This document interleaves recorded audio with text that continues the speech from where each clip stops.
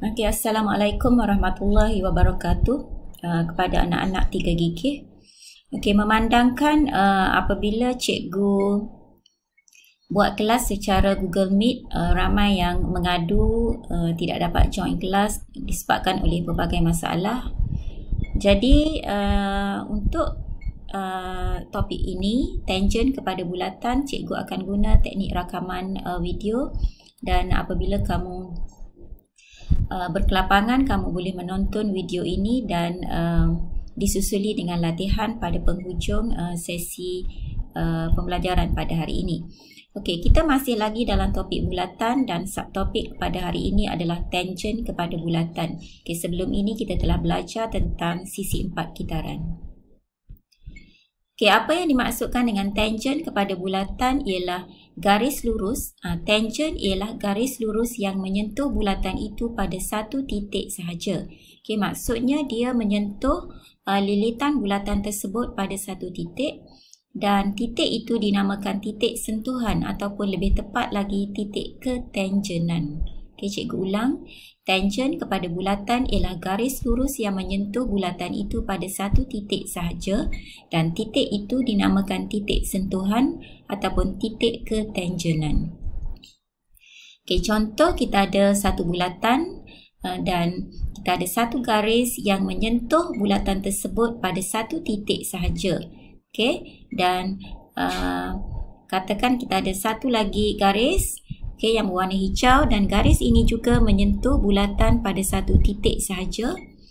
Okey, kemudian kita ambil ini adalah tangent. Jadi satu lagi garis yang berwarna hijau pekat, garis ini juga menyentuh bulatan pada satu titik sahaja. Jadi garis yang berwarna hijau pekat ini juga merupakan tangent kepada bulatan. Okey, dan akhir sekali cikgu akan lukis satu garis yang berwarna biru, dan kalau kamu lihat garis yang berwarna biru ini menyentuh lilitan bulatan pada dua titik. Okey, jadi garis yang berwarna biru ini bukan tangent. Okey, garis yang berwarna biru ini bukan tangent kepada bulatan kerana dia menyentuh bulatan itu pada dua titik yang berbeza. Jadi dengan kata mudahnya, bila kita sebut tangent, bermaksud dia hanya menyentuh bulatan itu pada satu titik sahaja. Okay, dia tidak merentasi bulatan. Okey, kita ulang sekali lagi. Kita ada satu bulatan yang berwarna oranye dan kita ada satu garis PQR yang menyentuh bulatan pada satu titik Q. Okey, titik Q ini dikenali sebagai, sebelum kita labelkan titik Q, kita labelkan dulu garis PQR.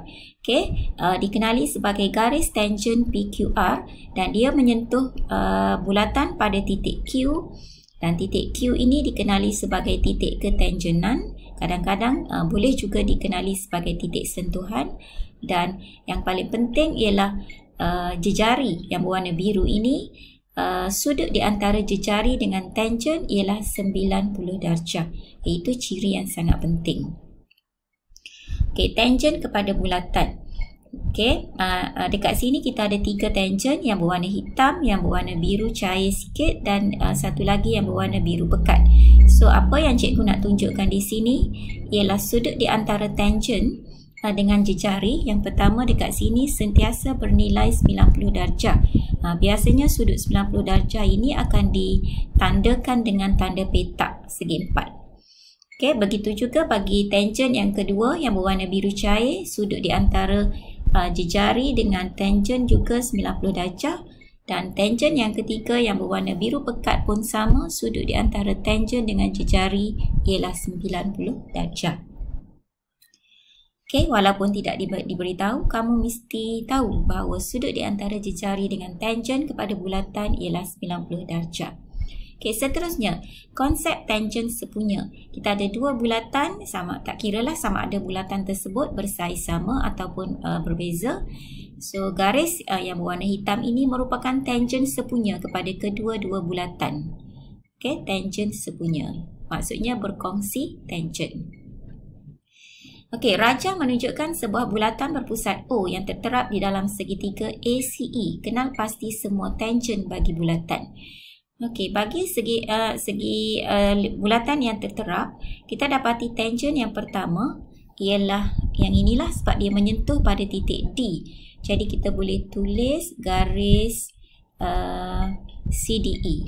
Okey, garis CDE adalah tangent yang pertama, kemudian tangent yang kedua menyentuh pada titik F iaitu garis AFE.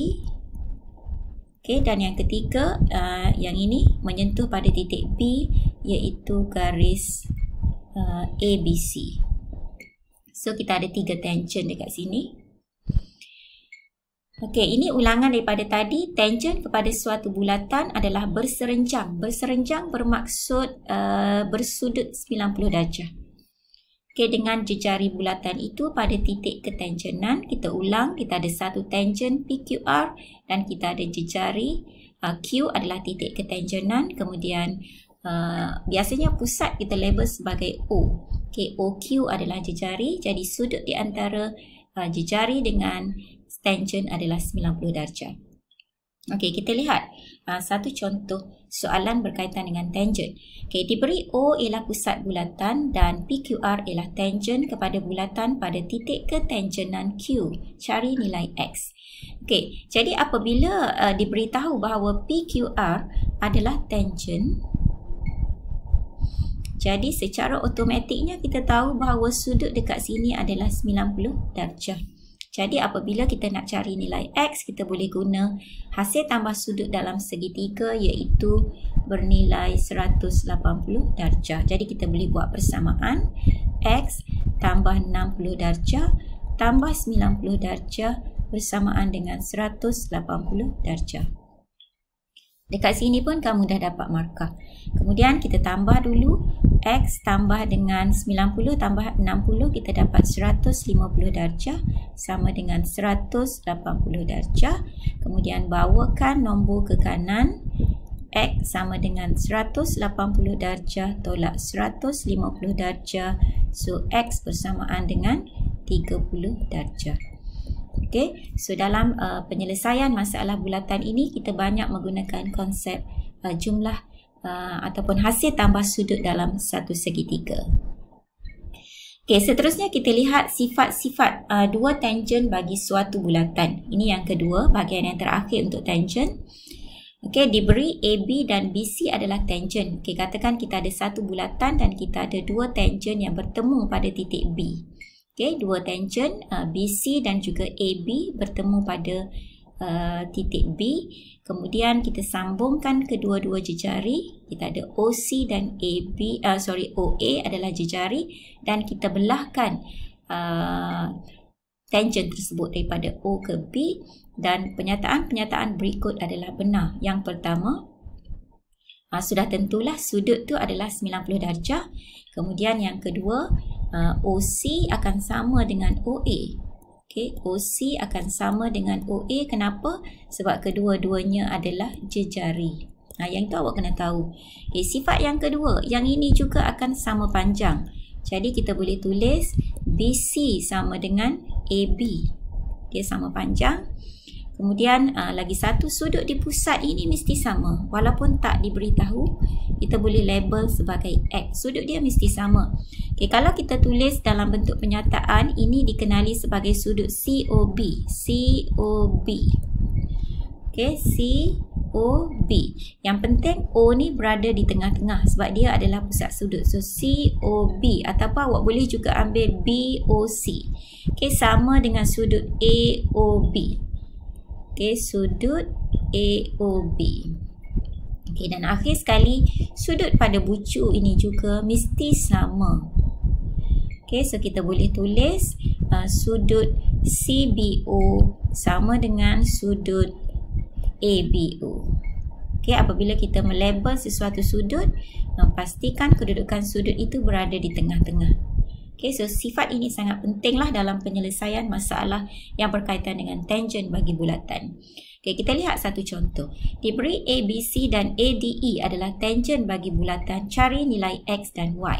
Okay, nilai X. X kita boleh dapat terus. X sama dengan 67 darjah. Sebab apa? Sebab sudut di pusat ini mesti sama apabila dia melibatkan dua tangent bagi satu bulatan. Okey, untuk cari nilai Y. Okey, kita dah dapat X 67. Kemudian apabila diberitahu ABC adalah tangent, maka sudut ini mesti 90. Jadi macam mana nak cari Y? Buat saja macam tadi. Y tambah 67 darjah tambah 90 darjah sama dengan 180 darjah. Maksudnya kita guna segitiga yang sebelah kiri ni. Okey, kemudian tambahkan Y tambah dengan 157 darjah sama dengan 180 darjah. Jadi Y sama dengan 180 tolak 157 darjah. Y sama dengan, kamu boleh guna kalkulator, 180 tolak 157 bersamaan dengan 23 darjah. Okey, so itu adalah ciri-ciri bagi sudut dalam bulatan yang melibatkan dua tangent bagi satu bulatan. Okey, so untuk hari ini kita dah habis. Jadi sebaik saja kamu tamat membuat tontonan pada video yang cikgu rakam tadi. Kamu boleh buka modul PEN Asia, modul yang kita guna di kelas muka surat 64 dan 65. Kamu boleh selesaikan latihan dalam modul tersebut, dan apabila kamu dah siap, kamu snap gambar dan PM cikgu. So cikgu akan rekodkan jawapan kamu sebagai markah PBD kamu. Okey, sekian. Assalamualaikum warahmatullahi wabarakatuh.